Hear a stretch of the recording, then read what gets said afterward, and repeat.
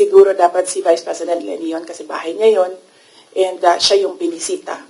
So, napaka-assuming ko naman kung ako yung magkukwento. Ako na nga yung bisita, ako pa yung madaldal.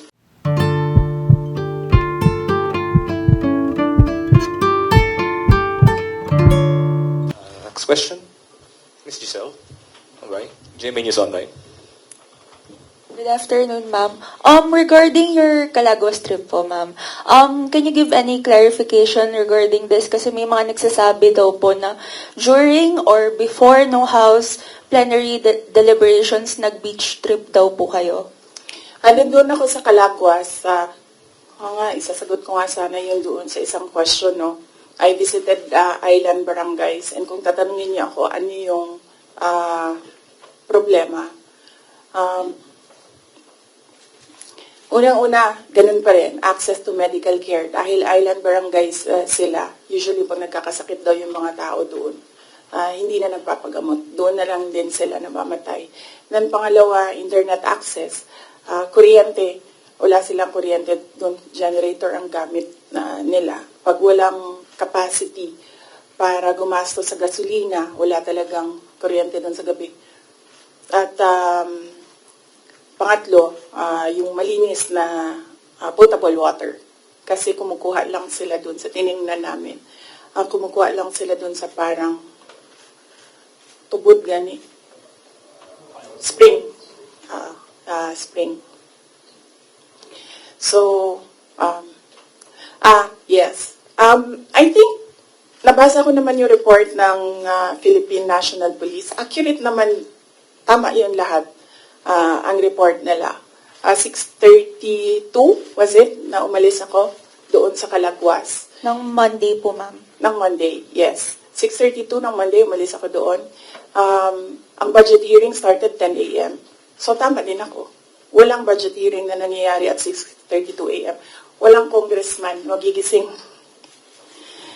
ng 6:32 a.m. para magtrabaho. Ang gumagawa lang ng ganyan ang mga executives na hindi natutulog para magtrabaho. So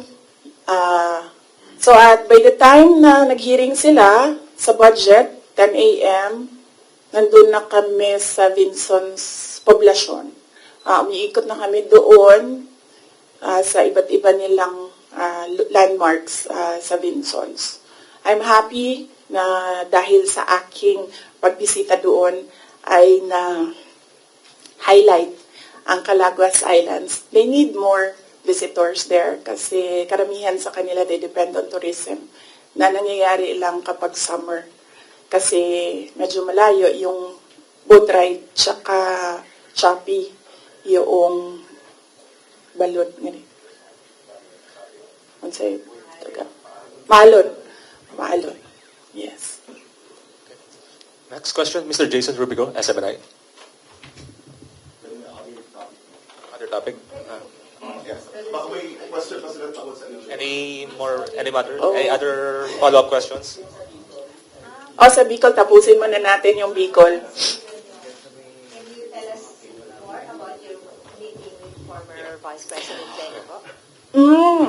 I did not have permission from Vice President Lenny to talk about what we talked about.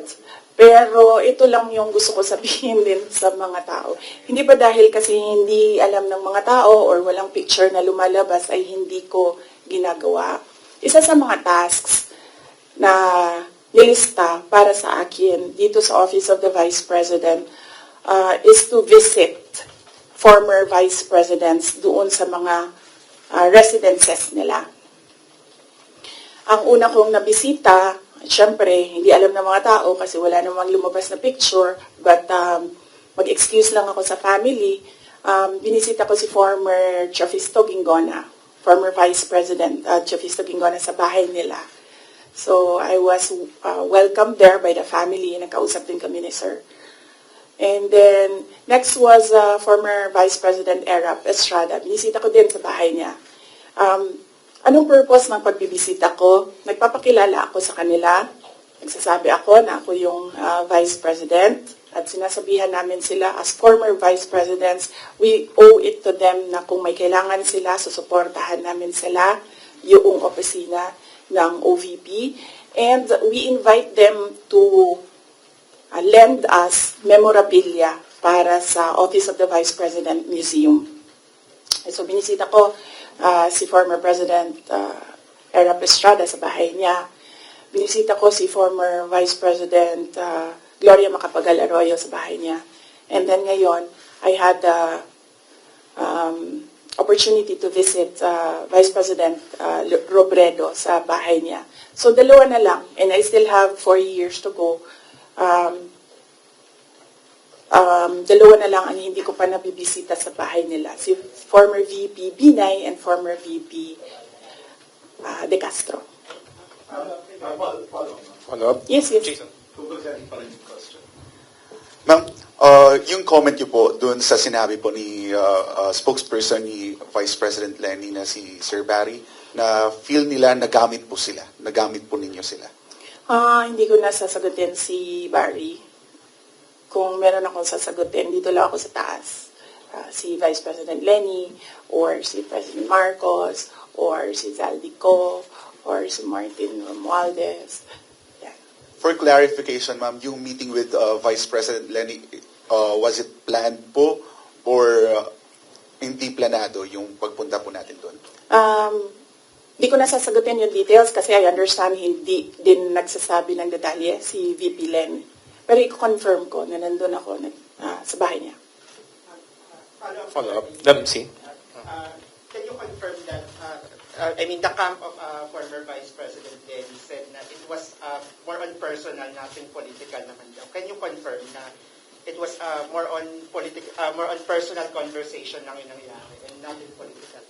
Siguro, no, as she's more senior than me kasi nauna siyang maging Vice President sa akin.